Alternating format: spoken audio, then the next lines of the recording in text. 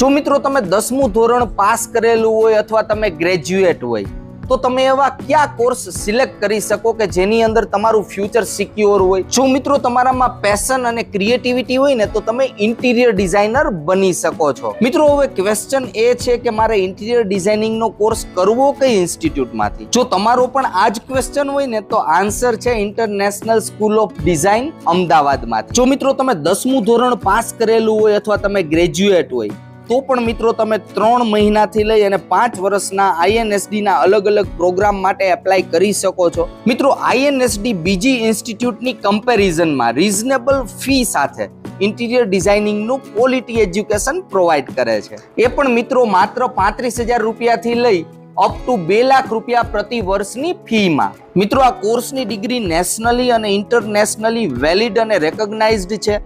તો જો તમારે એબ્રોડ જઈને કામ કરવું હોય અથવા ફર્ધર સ્ટડી કરવું હોય તો પણ મિત્રો આ ડિગ્રીના બેઝ પર તમે કરી શકો છો. INSD મેં એટલે સિલેક્ટ કર્યું છે કારણ કે BSc ઇન્ટિરિયર 3 ઇયર્સમાં કોઈ બી જગ્યાએ ગુજરાતમાં અવેલેબલ નથી અને INSD અમને બહુ બધી ઓપોર્ચ્યુનિટીઝ આપે છે તાકી અમે અમારું ડિઝાઇન અને અમારું સ્ટાઇલ દુનિયાને બતાવી શકીએ. જો મિત્રો તમારો ફેમિલી બિઝનેસ ફર્નિચર ફર્નિશિંગ અથવા ઇન્ટિરિયર ડિઝાઇનિંગનો હોય અને તમે એ બિઝનેસ જોઈન કરવા માંગતા હોય તો મિત્રો આ ઇન્ટિરિયર ડિઝાઇનિંગનો કોર્સ તમારા માટે ખાસ રહેવાનો છે.